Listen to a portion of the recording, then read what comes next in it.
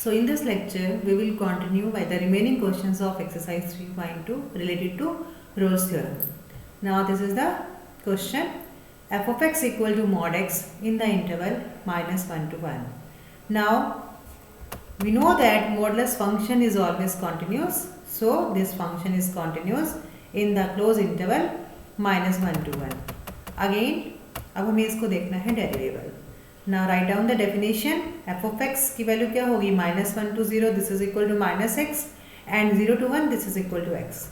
तो आप इसका जब डेरिवेटिव लेते हैं तो डेरिवेटिव लेने के बाद ये क्या बन जाएगा? -1 वो -1 to 0 और 0 से 1 ये वैल्यू क्या बन जाएगी? 1. ठीक है.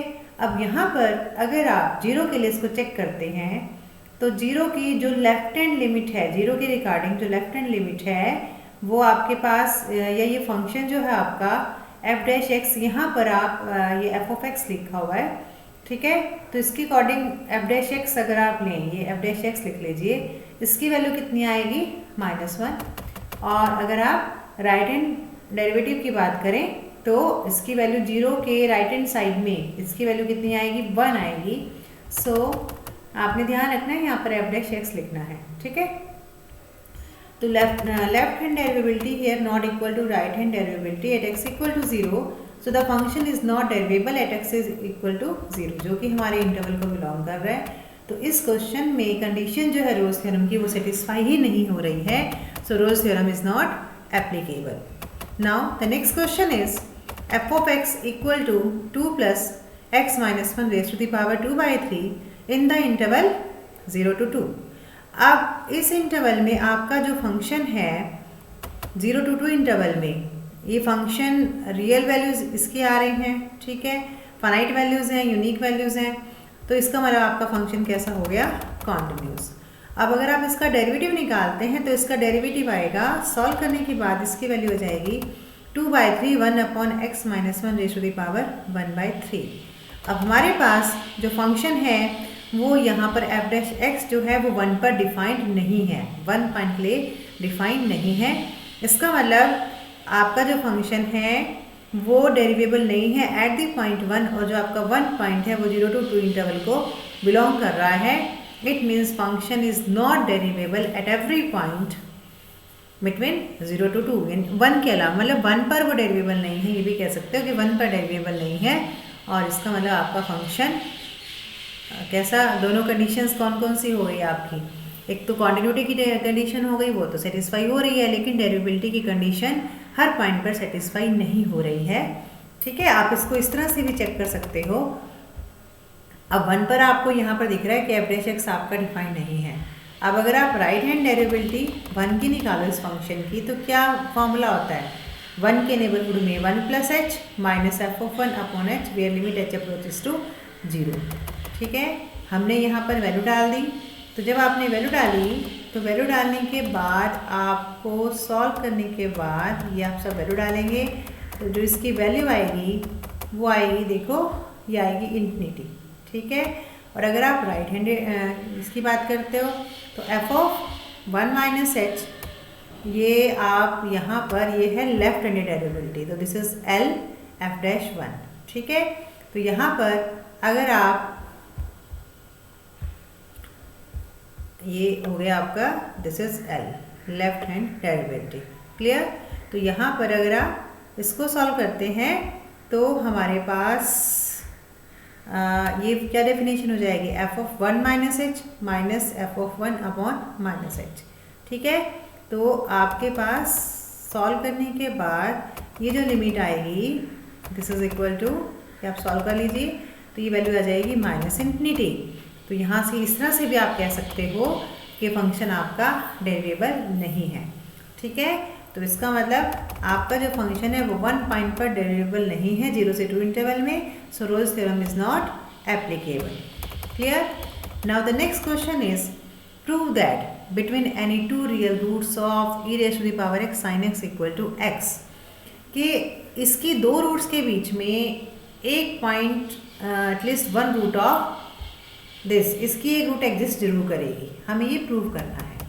तो हम इसकी दो रियल रूट्स मान के चलते हैं. लेट अस सपोज अल्फा और बीटा इस इक्वेशन की जो दिया हुआ है उसने उसके आपने दो रूट्स ले ली अल्फ़ा एंड बीटा। अब अगर अल्फ़ा इसकी रूट है then e raise the power alpha sine alpha minus alpha equal to 0 and e raise the power beta sine beta minus beta equal to 0।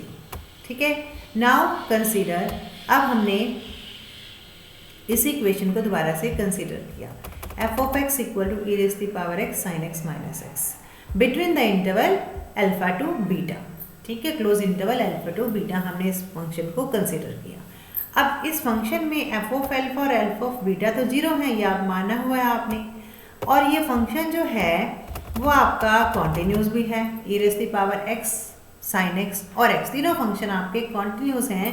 इसका मतलब ये कम्बिनेशन भी कैसा हो जाएगा, कॉन्टिन्यूस हो जाएगा क्लोज इंटरवल में अल्फ़ा टू बीटा। अब अगर आप इसका डेरिवेटिव निकालते हैं तो this is the derivative of our function, तो अगर आप इसका डेरिवेटिव निकालते हैं तो ये भी एग्जिस्ट कर रहा है। इसका मतलब आपका जो फंक्शन है वो डेरिवेटिव क्योंकि एग्जिस्ट कर गया तो डेरिवेबल भी हुआ open interval alpha to beta. और तीसरी condition f of alpha and alpha of beta equal to 0, ये तो आपके पास ऑलरेडी है, तो आपकी सारी कंडीशन रोल्स थ्योरम की सेटिस्फाई हो गई।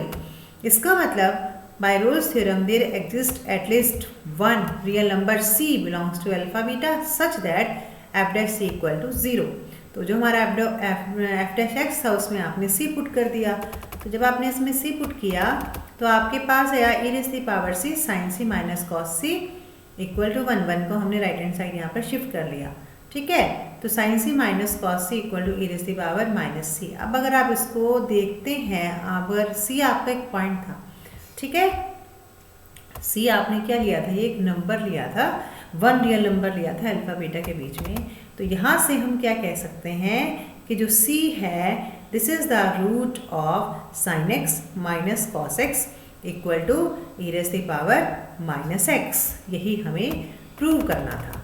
ठीक है, now next question is if f of x is a polynomial and f dash x not equal to 0 anywhere, कहीं भी 0 नहीं है ए और बी के बीच में, देन हमें शो करना है कि जो आपका f dash c equal to 0 can have at the most one root between close interval a to b, कि इसकी ज़्यादा से ज़्यादा एक ही रूट होगी। तो हम इसको मान के चलते हैं, लेट अस सपोज हम कॉन्ट्राडिक्टरी स्टेटमेंट लेके चलते हैं कि मान लीजिए इस फंक्शन की एक से ज़्यादा रूट है। ठीक है, क्लोज इंटरवल अल्फ़ा बीटा में, तो वो ले लिया आपने अल्फ़ा एंड बीटा।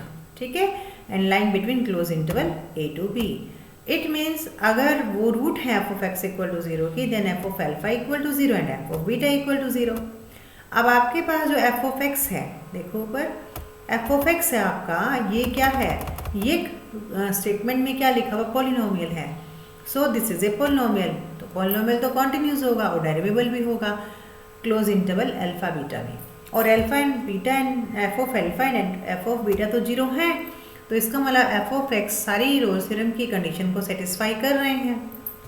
तो it means by Rolle's theorem there exist some point c belongs to open interval alpha beta such that f dash c equal to 0।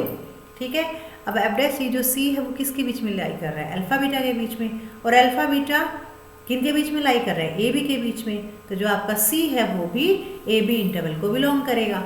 But तो यहाँ से क्या आ गया, f dash c equal to 0 where c belongs to open interval a b, लेकिन ये तो आपके पास क्या आ गया, एक कॉन्ट्राडिक्शन आ गई कि आपके पास जो एफ डैश एक्स है वो कहीं भी 0 नहीं है ए बी इंटरवल के बिटवीन किसी भी पॉइंट पर। सो इसका मतलब our assumption is wrong, f जो आपका f of x equal to 0 है उसकी ज़्यादा से ज़्यादा एक ही रूट है। ठीक है, नेक्स्ट क्वेश्चन है show that there is no real number k, कोई भी ऐसा रियल नंबर नहीं है जिसके लिए ये जो इक्वेशन है x square minus 45x plus के इक्वल टू 0 इसकी 2 डिस्टिंक्ट रूट होगी 2 to 5 इंटरवल में। तो let us again by contradictory statement, let us suppose इसकी हमने मान ली कि 2 डिस्टिंक्ट रूट हैं। ठीक है, 2 और 5 के बीच में फॉर एनी रियल नंबर के। अब वो रूट ले लिया आपने alpha and beta.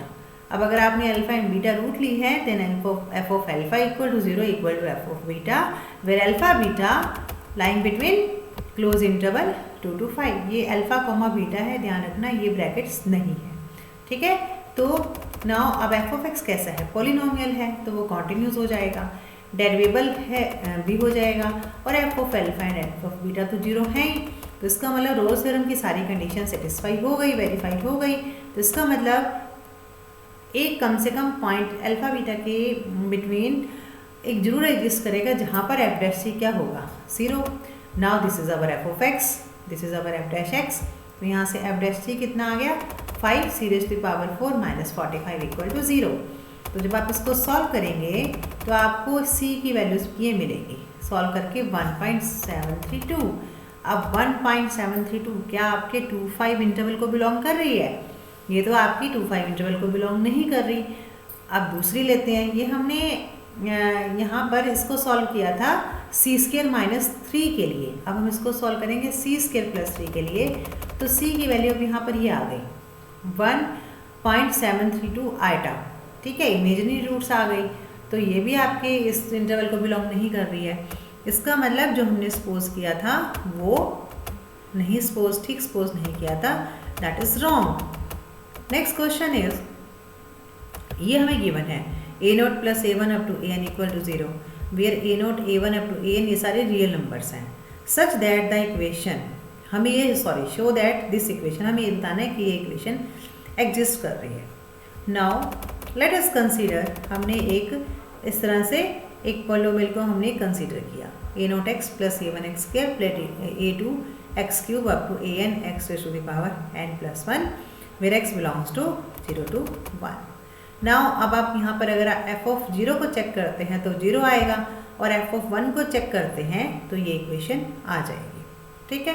f of 0 तो 0 है ही, 0 डाल दो आप हर जगह तो आपको 0 मिलेगा, और f ऑफ 1 डालेंगे तो ये आया है, ये आपको दे ही रखा है, देखो ऊपर कि दिस इज इक्वल टू 0। तो आपका f ऑफ 0 भी 0 आ गया, f ऑफ 1 भी 0 आ गया, और f ऑफ x कैसा था, पॉलिनोमियल था तो कॉन्टिन्यूस हो गया, इसलिए वो डेरिवेबल भी हो गया। तो f और तो अब आपके पास क्या क्या है, f(x) कॉन्टिन्यूस है, डेरिवेबल है, इंटरवल आपको पता ही है, और f of 0 and f of 1 equal to 0। तो वो रोल्स थ्योरम की सारी कंडीशंस को सेटिस्फाई कर रहा है। इसका मतलब there exist at least one point x belongs to 0 to 1 such that f dash x equal to 0, ठीक है। तो आप पुट कर दीजिए f dash x equal to 0। f dash x यहाँ पर देखो क्या बनेगा, ये बनेगा a2 + 2a1x + 3a2x² and so on. तो यही आपकी इक्वेशन है जो हमें प्रूव करनी थी।